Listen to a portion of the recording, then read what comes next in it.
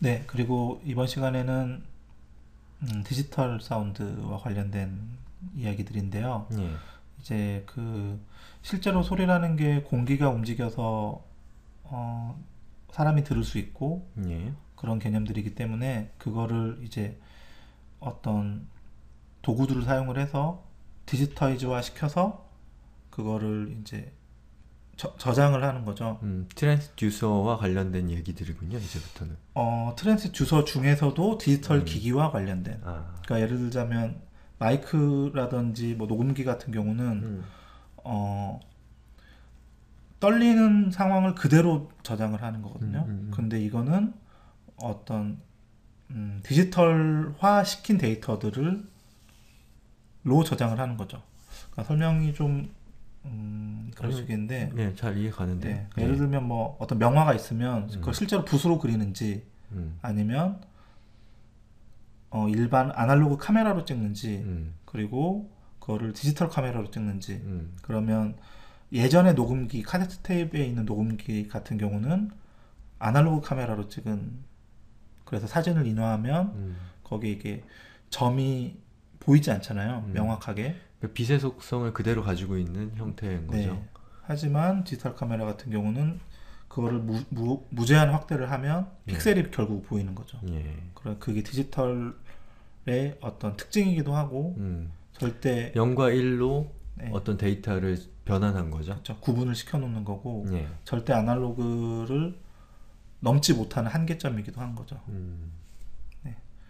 그래서 그거와 관련된 얘기들을 하면 될 것 같은데 예.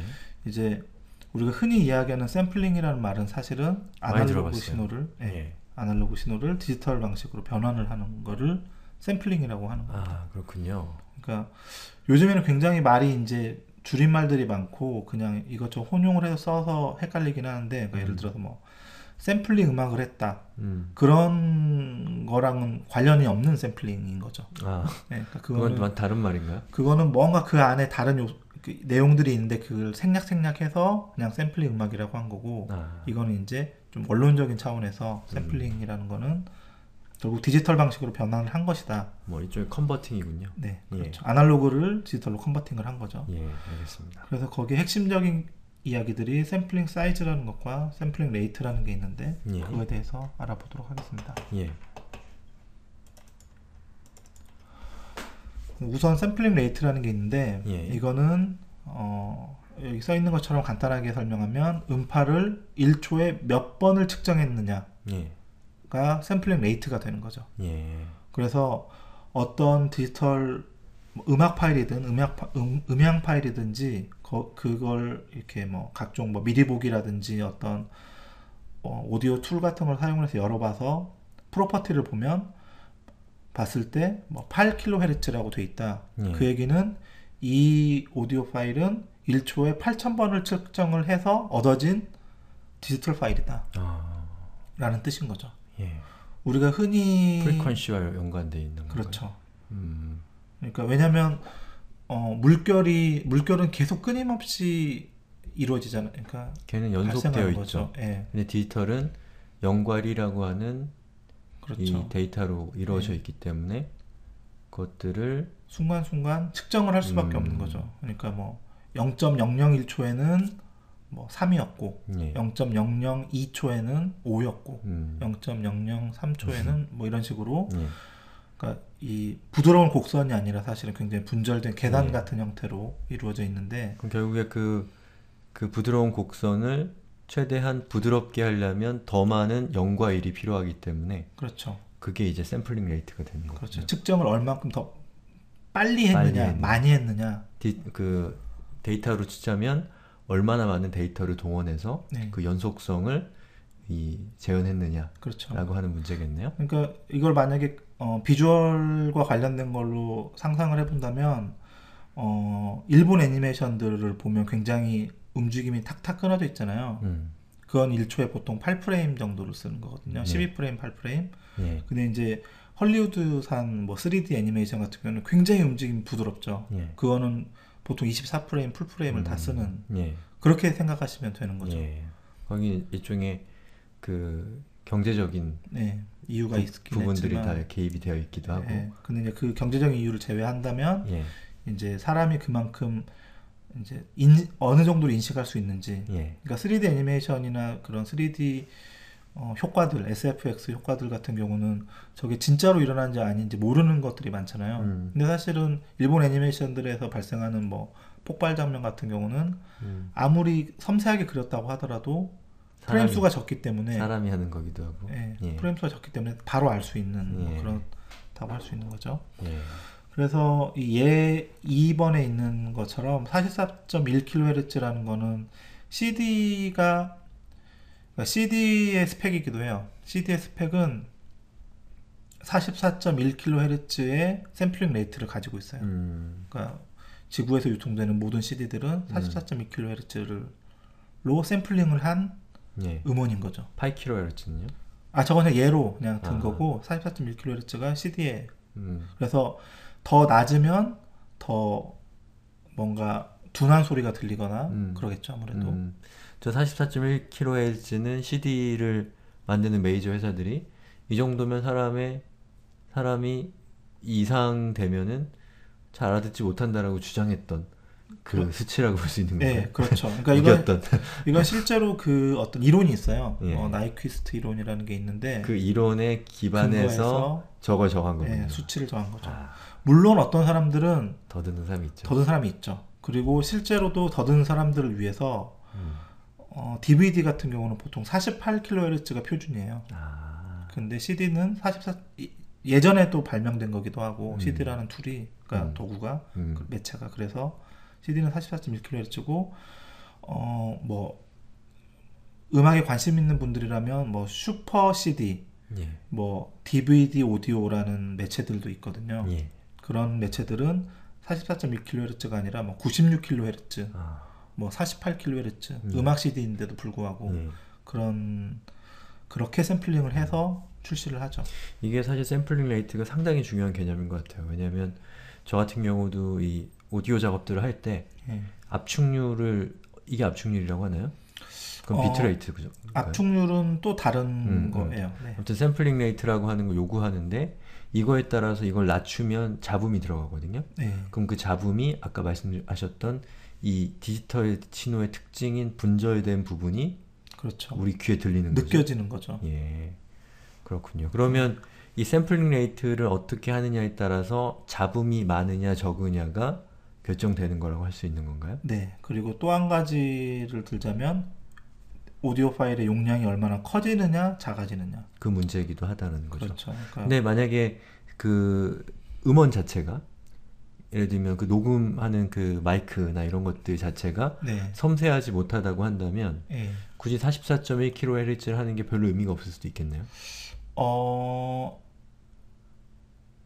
뭐 아닐 수도 있겠네요. 생각해보니까. 네, 그거랑은 좀 관계가 뭐 어떤 없는 경우라도 게, 이 최대한 많이 측정하는 게 그렇죠. 더 유리할 수 있겠네요. 그렇죠. 그러니까 자연계에 있는 소리를 얼만큼 더 정확하게 받아들일 건지 아니면 좀 덜 받아들일 건지를 결정하는 문제인 거죠. 알겠습니다. 그리고 다음은 샘플링 레이트와 헷갈릴 수도 있지만 사실은 좀 다른 개념인 샘플링 사이즈라는 건데 이 샘플링 사이즈는 앰플리튜드와 관련이 있다고도 볼 수 있는 개념이라고 생각하면 일단은 받아들이기가 편할 건데 앰플리튜드는 진폭이고 진폭은 소리의 크기와 관련되어 있는 거죠? 그렇죠. 소리와 크기와 관련되어 있는 건데 그 소리의 크기를 얼만큼 섬세하게 나눌 것인가. 그러니까 단위 시간 동안 얼마나 쪼개서 받아들일 거냐가 아니라 소리의 크기를 얼마만큼의 단위로 나눌 것인가를 결정하는 걸 샘플링 사이즈라고 할 수 있어요. 그러니까 쉽게 얘기하자면, 그러니까 역시 비주얼을 관련돼서 얘기하자면, 예를 들면 흰색과 검은색밖에 없다. 그러면 완전한 100% 흑백 사진은 2단계밖에 없는 거죠. 하지만 이미지로 얘기하자면 비주얼 그리고 명도와 관련된 부분이군요. 네, 그러니까 그리고 뭐 예를 들면 흰색이 있고 밝은 회색이 있고 어두운 회색이 있고 검정이 있다면 4단계가 있는 거죠. 그거는 2 곱하기 해서 2 곱하기가 아니라 총 4단계가 어쨌든 있는 거잖아요. 그래서 그런 식으로 소리의 가장 작은 소리와 가장 큰 소리를 몇 단계로 나눌 것인지를 결정하는 게 샘플링 사이즈인데 예. 쉽게 예를 들어서 어떤 오디오 파일을 4비트의 사이즈로 샘플링을 했다 해서 얻었다라고 한다는 얘기는 총 16단계, 그러니까 비트가 4개니까 2 곱하기 2 곱하기 2 곱하기를 해서 16단계로 소리의 크기를 나누는 거죠. 여기서 비트라고 하는 건 0과 1을 의미하는 거죠? 그렇죠. 예. 그래서 4개의 비트로 결정을 하는 거니까 총 16단계. 그래서 가장 큰 소리가, 그러니까 가장 작은 소리는 0일 거고, 예. 0에서부터 16개를 하면 15까지가 되겠죠. 예. 1부터 10이 아니라 0에서 9까지인 것처럼 1부터 16이 아니라 0에서 15까지가 단위가 돼 있는 거. 그래서 가장 큰 소리는 15, 예. 가장 작은 소리는 0. 마치 우리가 TV의 볼륨이 예. 예전 TV 볼륨이 뭐 1, 2, 3, 4 이렇게 예. 있는 것처럼 예. 그런 식으로 나눈 거죠. 원래 프로그래밍 세계에서는 0부터 숫자를 세요. 아, 네. 참고로 잘 모르실 수 있어서. 그리고 대부분 디지털과 관련된 것들은 0부터 예. 시작을 하죠. 이 디지털 정보들이 프로그래머들이 만든 거기 때문에 네. 0부터 말씀을 하신 거죠. 그렇죠. 예. 그래서 두 번째 예에 있는 건 역시 현재 유통되고 있는 CD의 샘플링 사이즈는 모두 16비트로 이루어져 있어요. 그래서 역시 비트, 그러니까 0과 1을 16개를 가지고 표현을 하면 2의 16승이 돼서 그게 총 65,536단계가 됩니다. 그러면 우리 귀의 입장에서 네. 샘플링 레이트가 아까 제가 느끼기에 잡음과 관련된 거라고 생각했거든요. 네. 그럼 샘플링 사이즈는 어떤 느낌을 결정하나요? 높고 낮음이? 섬세함이라고 표현을 할 수 있을 것 같아요. 그러니까 예를 들자면 두 가지 종류의 음악을 예로 들자면 예. 굉장히 뭐 하드코어한 뭐 예를 들면 데스메탈이다. 그리고 또 하나는 클래식 음악이다. 예. 그러면 데스메탈의 경우에는 사실 65,536단계가 필요 없을 수도 있어요. 왜냐하면 처음부터 시작해서 끝날 때까지 높은 큰 소리만 내다가 끝나잖아요. 예. 그러니까 대부분 아마 예측하건대 뭐 6만 뭐 3천부터 6만 5천 사이를 왔다 갔다 하다 끝나겠죠. 하지만 클래식은 굉장히 작은 소리들, 뭐 심지어 지휘자의 숨소리, 예. 뭐 그 다음에 피아니스트가 발 구르는 소리, 뭐 바이올린 킬 때 이 실제로 현이 내는 소리, 현과 줄이 만나서 내는 소리 말고 이 연주자들이 움직이는 소리들까지 사실 다 그렇게 담긴 그런 CD들을 굉장히 좋은 음반이라고 그러잖아요.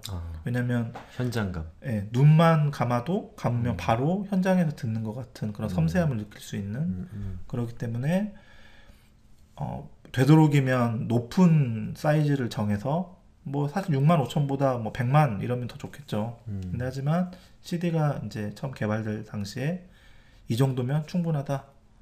그리고 여전히 많은 사람들은 이 정도면 충분해. 16비트? 예. 16비트가 CD의 기준인가요? 네. 그러니까 CD는 결국 44.1kHz와 의 샘플링 레이트와 16비트의 샘플링 사이즈로 샘플링된 디지털 음원인 거죠. 예.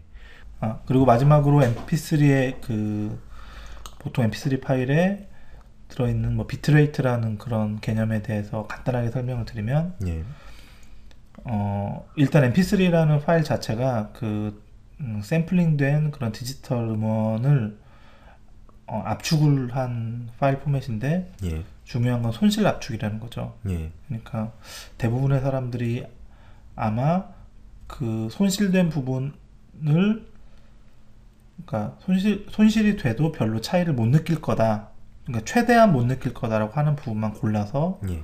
이제 강제로 손실을 시키는 거죠. 그래서 파일에서 그 데이터들을 제거해서 이제 파일의 사이즈를 굉장히 줄이는 그런 압축 기술인데, 그래서 이제 흔히 그 표준으로 쓰이는 게 뭐 128K bps, 예. 256K bps 이런 건데, 예.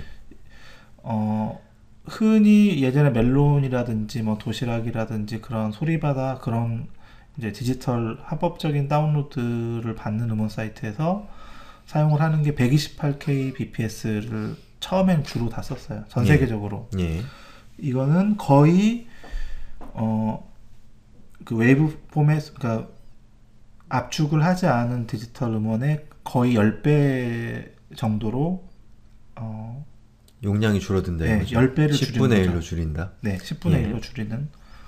이제 근데 사람들이 그거를 들으면 아까도 말씀드렸듯이 클래식 음악이라든지 뭐 섬세한 재즈 같은 것들은 차이가 확연히 나기 때문에 이제 점점 256kbps라든지 320kbps의 사이즈들을 이제 합법적으로 유통을 시키고 있고, 심지어 원음까지 있죠 요즘에. 예, 근데 이제 원음을 아마 유통시키는 곳은 없을 거예요.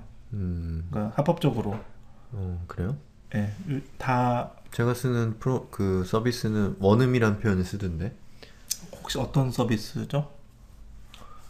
멜론 뭐 이런. 뭐 얘기하면 간접 광고가 되니까. 아, 아무튼 예. 뭐 있던데요 저는. 근데 그 파일 포맷이 MP3예요, 그러면? 아니요, 다른 포맷이에요. 아. MP3가 아니에요. 뭐 플렉이라든지 그런. 뭐 잘은 기억은 안 나지만 네. MP3는 아니었어요.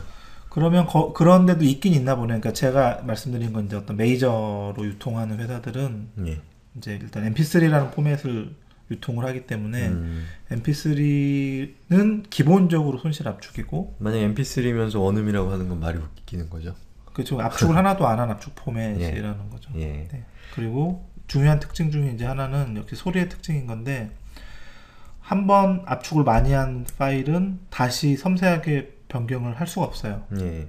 물론 이제 이게 프로그램을 사용하는 도중이라면 뭐 언두 같은 걸 해서 돌리는 건 있겠지만, 한번 저장을 한 거를 더 고음질로 변경할 수 있는 방법은 없는 거죠. 예. 네, 그런 특징들이 있습니다. 예. 그러면 저기 있는 저 숫자가 높을수록 원래 소리에 가깝고 숫자가 낮을수록 원래 소리랑 멀어진다는 뜻이군요. 네. 예. 그리고 동시에 예. 숫자가 높을수록 용량이 크고 음. 숫자가 낮을수록 용량이 작은. 예. 파일이 그러면 되는 거죠. 결국에 소리의 퀄리티와 이 데이터의 용량은 샘플 레이트, 샘플 사이즈, 또 비트 레이트 이 세 가지에 의해서 결정된다라고 볼 수가 있는 거네요. 그렇죠. 알겠습니다. 네.